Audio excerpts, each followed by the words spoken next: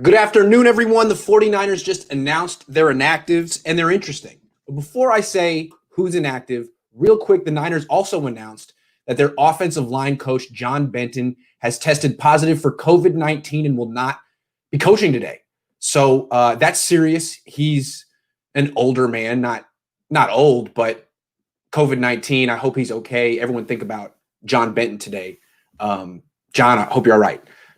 So that'll be interesting. The Niners have a shaky offensive line going up against a great defensive line, and their position coach isn't there. It'll be interesting to see what effect that has on the team. So that's for starters. Second, the inactives. Trent Taylor, big surprise. But then Austin Walter, the running back. Hronis Grasu, the center. Great name. DJ Jones, nose tackle. We knew that was going to happen. Emmanuel Mosley, hamstring. I think a lot of people expect that Mosley's coming back soon. I don't count on it. I wouldn't be surprised if he's out the rest of the year. And then finally, K'Wan Williams, limited participant in practice, coming back from an ankle injury. I was kind of assuming he would play. And if he plays, he makes the Niners defense so much better because, one, he's an impact player. He does force fumbles and stuff like that. But two, he knows what to do in his assignments.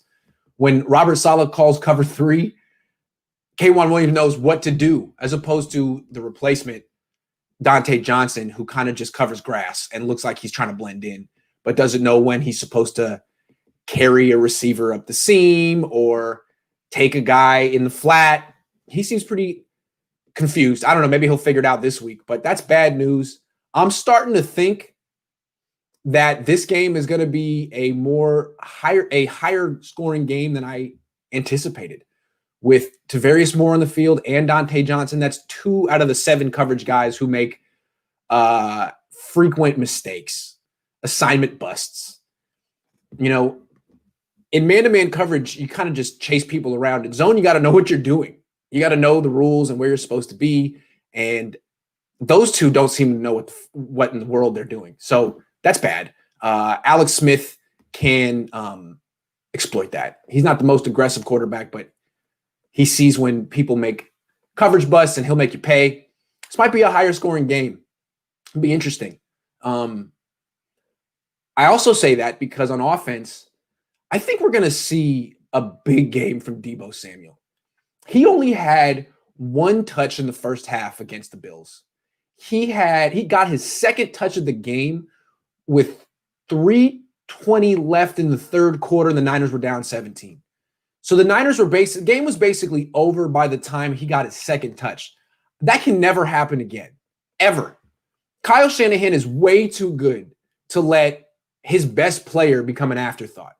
Like, the reason you have a coach like Kyle Shanahan is to make sure that there's nothing the defense can do to take away your best player. Maybe a bad coach would let Deebo Samuel get erased from a game, but not someone like Kyle Shanahan. Kyle Shanahan has 1,000 ways to get Deebo Samuel the ball and let him take over the game the way he can. And the funny thing was, when Deebo finally got the ball, he did the things that we always see, breaking tackles, just marching the Niners offense down the field. He is the new George Kittle. He just give him the ball, he'll bring you to the red zone. Easy. So I expect to see that today. I expect him to get the ball on the first drive, on the second drive, on the third drive. And I think as long as Deebo Samuel's involved consistently, the Niners win. Pretty much. Brandon Ayuk, really nice player. He may end up being better than Deebo Samuel, but Brandon Ayuk also fumbles. Can you really trust him? Also, he carries the ball real loose. I'm nervous about that. And he's more of a down the field guy. Deebo, just throw him a screen. It's the best screen receiver in the league. Better than DeAndre Hopkins, Devontae Adams, you name him. AJ Brown. Deebo's the best at that stuff. Let him do it. Your season's on the line. What are you saving him for next week? I still don't understand why Kyle Shanahan didn't get the ball to Deebo Samuel more last week. Maybe he was saving him for this one. I don't know. But it was probably next level galaxy brain thinking that I just can never comprehend. They're expecting we're going to get the ball to our best players, so we're going to not do that this week. That's the plan, to not do that this week. So yeah, that's all I got to say about this upcoming game. Other things, big picture, that's kind of interesting. the NFL just passed a new rule that any team that promotes a minority coach or personnel guy, front office guy, any team who gets a coordinator, a minority coordinator who becomes a head coach, gets 2 third-round comp picks.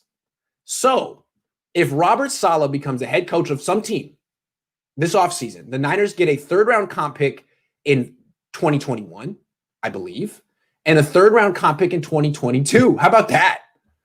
So what I have to say that is, Niner fans, your favorite thing to do when the Niners lose is A, yell at Nick Mullins, or B, yell at Robert Saleh. Those are the 2 guys who are at fault every week for Niner fans. Probably the 2 guys I spend the most time defending because I just like to go against the Niner fan grain.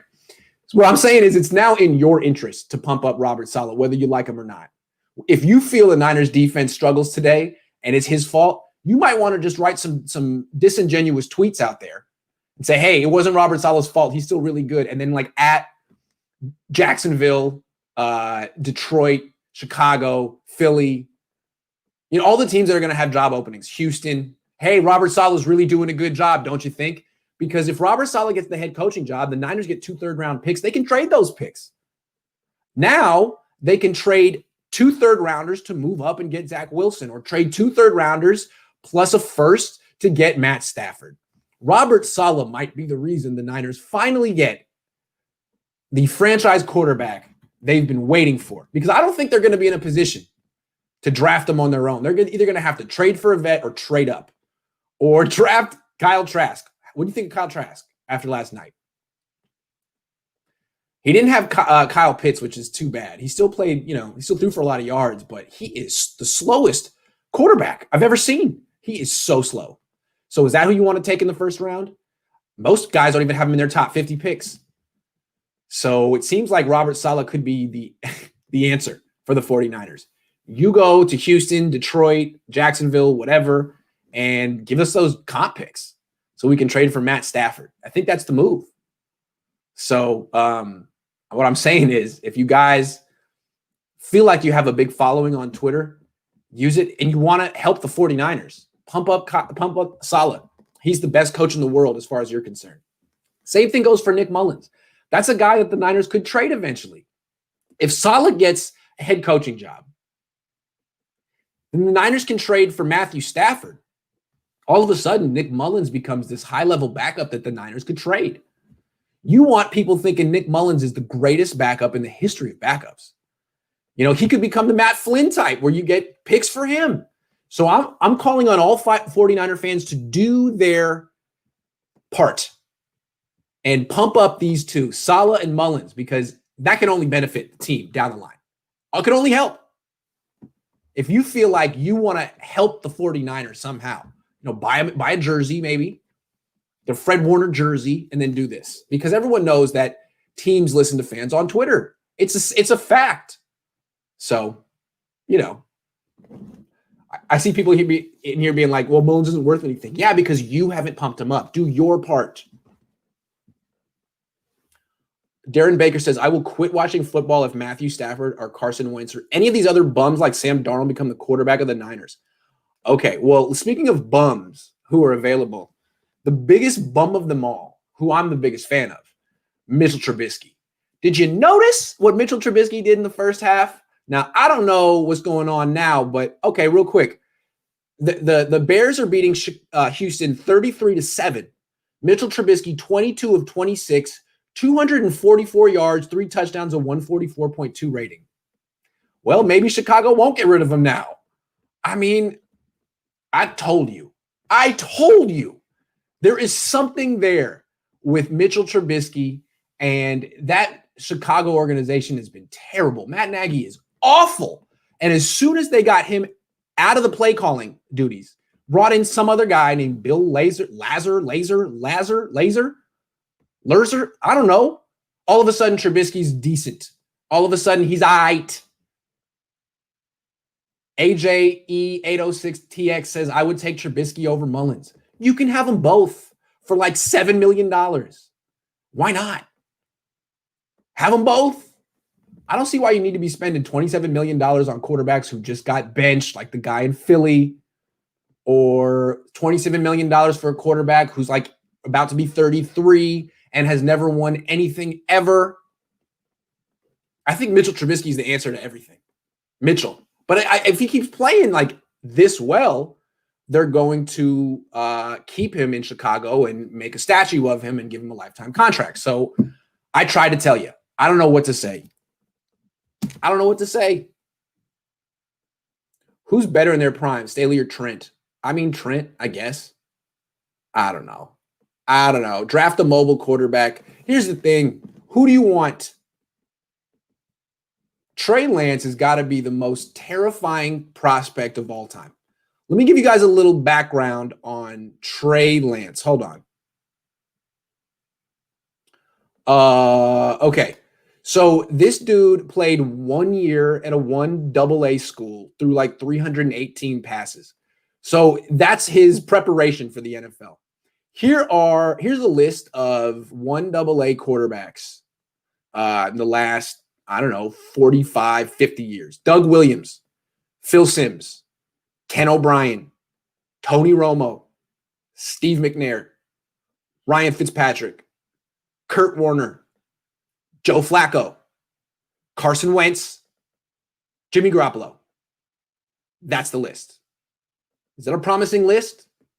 Do you feel like Trey Lance is going to be better than all those guys, as good as all those guys, or one of the worst of all those guys? Again, I'll read it. These are the best 1AA NFL quarterbacks of the past 50 years. Doug Williams, Phil Simms, Ken O'Brien, Tony Romo, Steve McNair, Ryan Fitzpatrick, Kurt Warner, Joe Flacco, Carson Wentz, Jimmy Garoppolo. It's fair to wonder how much the 1AA football conference, whatever thingy, prepares quarterbacks for the NFL. It's also fair to wonder how much one season at one of those schools prepares a kid for the NFL. I mean, Trey Lance might be the next Steve McNair, or he might be an even less polished, more raw version of Carson Wentz, who just got benched. I don't know. I kind of get the feeling Lance is going to drop. I mean, if Jordan Love dropped to 25 and he had 2 years of experience, and he played at like just a small school in like the, regular conference. Where'd he go? Utah? He didn't play 1AA. He had 2 years at a real school. Lance could drop. So the Niners could take Lance at 15, I guess. I don't know if that's the kind of guy Kyle Shanahan would want. Seems like the kind of guy he would not want, honestly. I don't know. A first-round pick who's a developmental prospect, who doesn't necessarily know where to go with the ball, and who has an ego, is a first-round pick guy. I don't know if that's the kind of guy Kyle Shanahan gravitates to. I don't know. I mean, Josh Allen had a little bit more seasoning in college than this kid, Trey Lance. I don't know. So anyway, the guy that seems to be really good is Zach Wilson. I like Zach Wilson. I watch him at BYU. He looks really good. Really quick feet, really quick release, strong arm. I mean, what's not to like? I like him better than Fields and Lance. So I think it's going to end up being Trevor Lawrence number 1, Zach Wilson number 2, and then good luck with Lance and Fields. Those are high upside guys, but probably 2 guys who need to sit on the bench their first year and learn, Lance and Fields. And then in round 2, you could pick from guys like Trask and Mac Jones and guys like that. So I don't know. Maybe Kyle Shanahan. I just don't. I can see Kyle Shanahan watching Justin Fields and Trey Lance and being like, no, absolutely not. No. I don't know.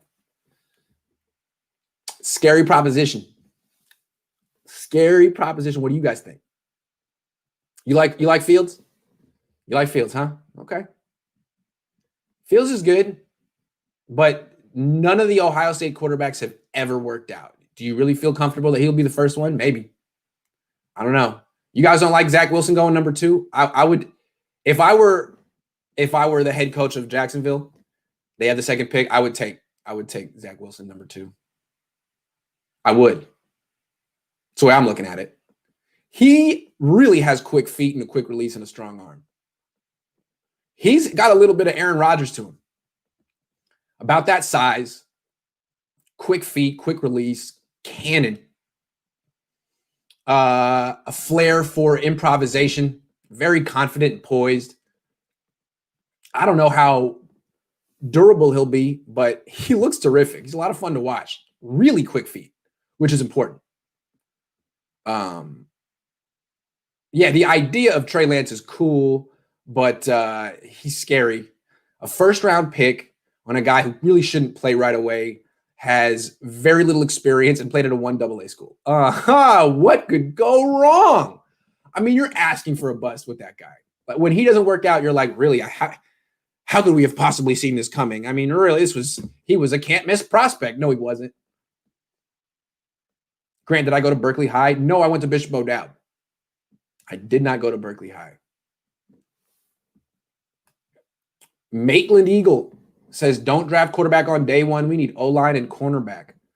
You know, it's true. They really do. You could argue that any quarterback the Niners bring into this team might get Joe Burrowed. I mean, honestly, I think Nick Mullins deserves credit for his toughness and resiliency. He's getting hit a lot. Jimmy Garoppolo couldn't last behind this O-line. I think he took 12 hits this year. You could correct me if I'm wrong. I think he took 12 hits this year and got hurt twice. So Nick Mullins, God love you, good luck. You got another quarter of the season to go, man, behind a terrible offensive line. You better protect yourself. Do you really want to put the future of the franchise behind Colton McKivitz and Mike McGlinchey?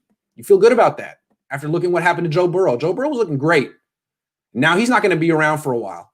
And when he does come back, God knows what he'll look like. It's a fair point. Reggie McKenzie once made the point that the big guys allow the little guys to play football. You could have a great guy at quarterback. If you don't have the big guys to protect him, what are you expecting him to do? Expecting him to be, what? Deshaun Watson, I guess? Well, that team stinks. How much is he really elevating the talent around him?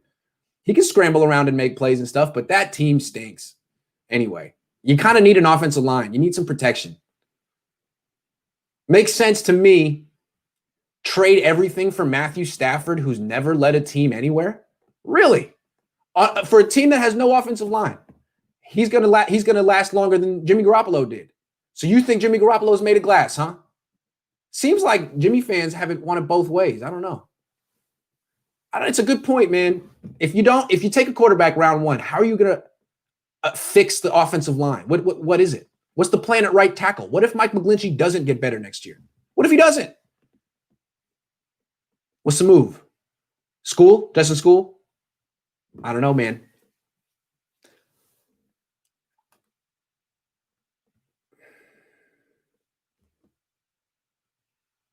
Is Donate playing? You mean Dante? Yeah, Dante is the nickel as long as unless I'm tripping. Joe Burrow injury reminds me of the Carson Palmer injury. Yeah, that's right. Reminds me too. Agree. Yes, Donate is playing. Grant reminds me of G-Eazy.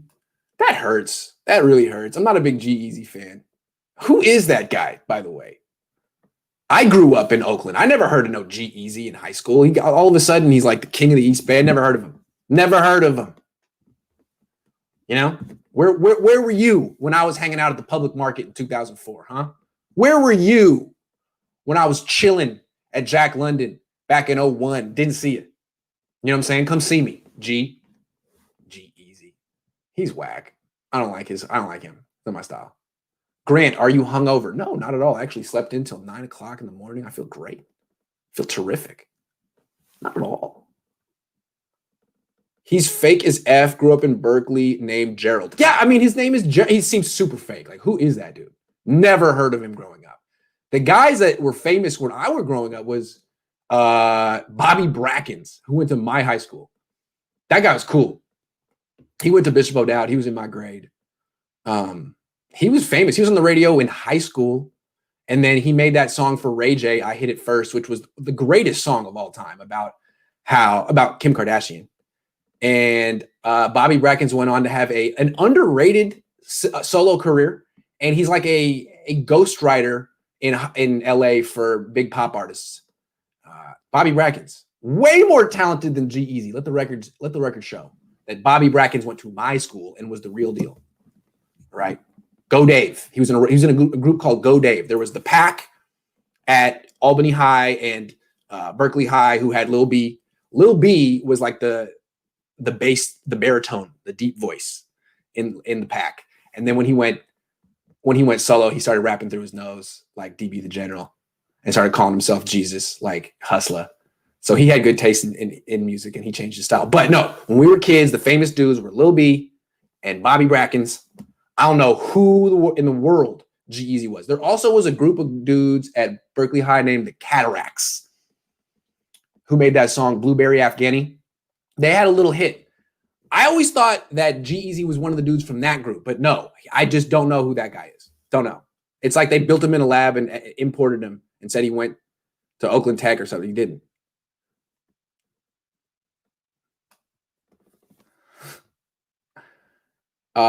Shanahan clamped down on Jimmy G for interceptions. How do you think he'd respond to a rookie or another QBs you listed if they do the same?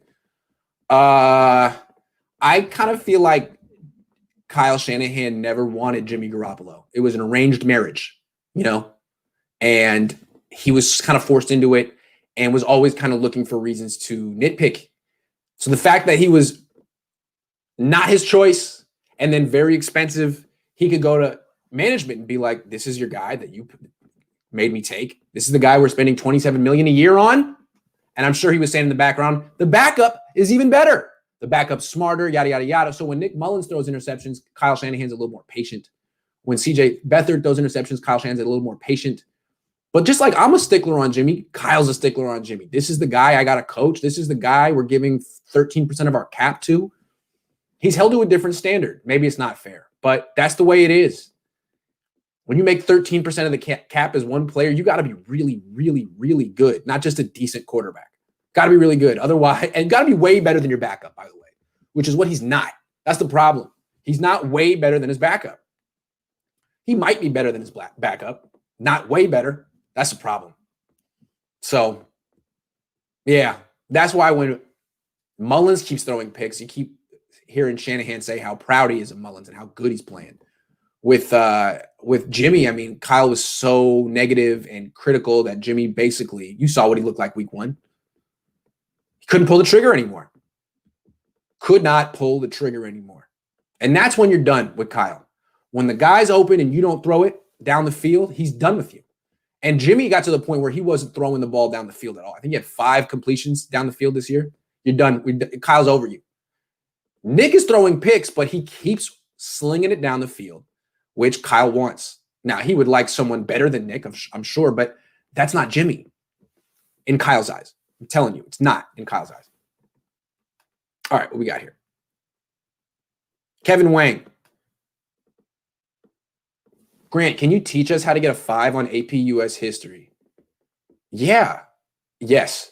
I would say the textbook I read was the same one they read in it's been 15 years. My teacher, Mr. Calderwood, was great. He gave us the textbook that they read the freshmen at Columbia would read. And we read the whole freaking textbook. I read the whole thing. He would give us a chapter or 2 to read a week and then a quiz, a 10-question quiz on Friday. So you had to actually read the textbook. Reading the textbook, amazing. Really helps. I would say the best thing I did was read the textbook. But then also, he gave great lectures. He would go on and on and on. And then every 15 minutes, he would stop and write a paragraph on the board that everyone would copy down.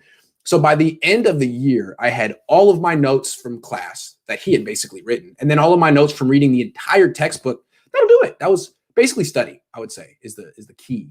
Study. Because they'll ask a bunch of random questions and you'll be like, oh, yeah, I remember Mr. Calderwood said that one day. Or it was in this part of the little page. I remember that. Yeah. Otherwise, be like, I don't know, maybe I'm going with D on this one. I'm going to try D.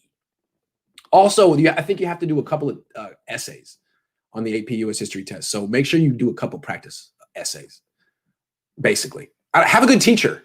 Read a good textbook. I don't know. Don't do drugs. I would say that one too. Be focused. Stay in school. Go to bed early. Eat breakfast. Drink water. All those things.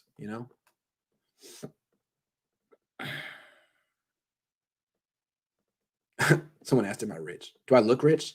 I'm wearing sweatpants right now. To be fair, flapping your arms in disgust at a failed play is so encouraging that must look good when rewatching the film. LOL. Who are you talking about? What do you mean, Big Tone 707? Who are we talking about here? I forgot. Flapping your arms in disgust at a failed play. I don't know. Talking about Kyle?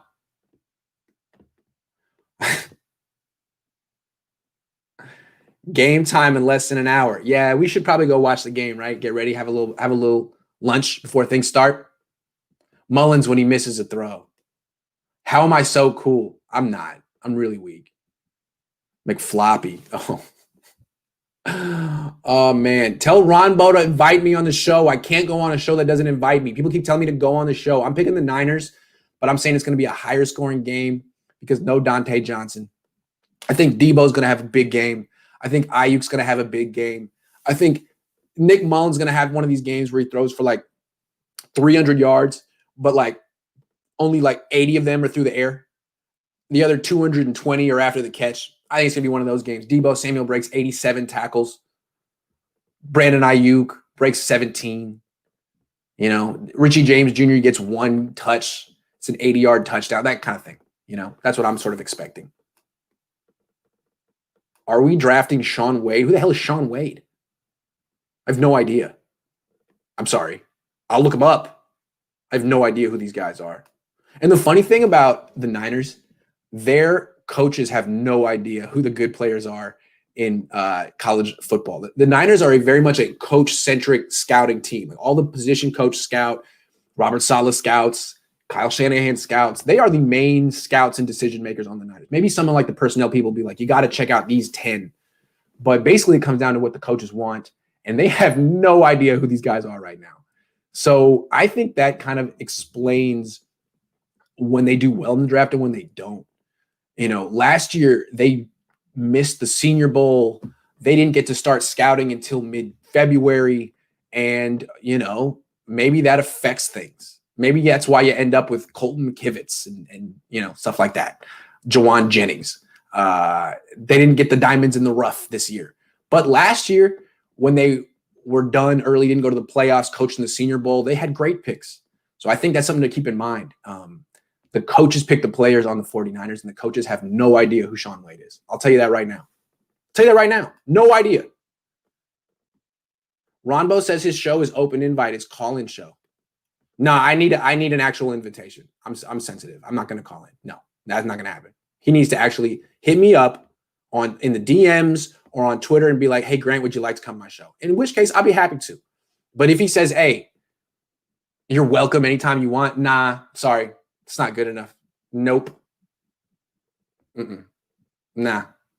That's like when you would hit someone up when you're in high school, like when you're friends, and be like, what are you up to? Like, yeah, you can come over if you want. And be like, nah, I'm cool.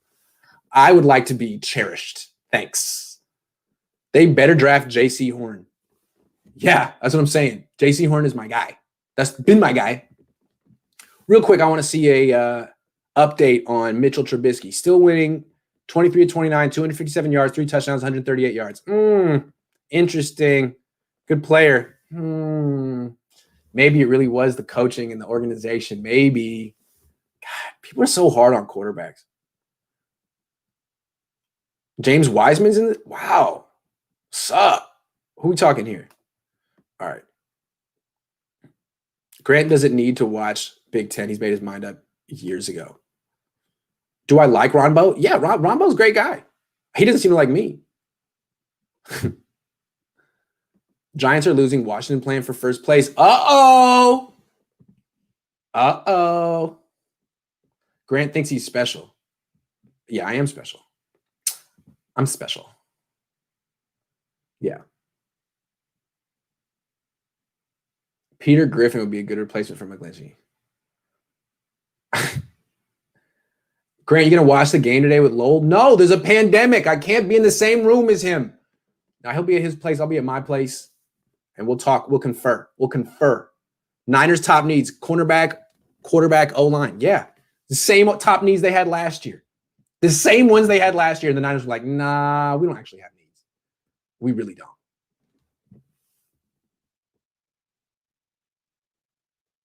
Grant, do you think Ronbo knows anything about football? Kevin, do you think I watch Ronbo's show? Honestly. You think I got time in my day to watch Ronbo? Nothing against Ronbo, but do you think I watch Ronbo's show? For all I know, he's the smartest analyst in the history of analysis. I'm sure he's great. I have no idea. Sorry. Am I an elitist? Sorry. I mean, what did Ronbo say today? Gotta know. All right, guys. It's 12:30. I need to eat lunch. I'll be back after the game with my grades. And then the post-game show, we'll talk. I expect the Niners to win. Ooh, Kevin, that one hurt. I'm going to go watch the rest of the NFL right now. Take care. Thank you for all the donations and for watching. Not one of my best efforts, but not one of my worst either. And I'm just going to keep pushing along and, focus on the next play. So here's to the next play. Take care.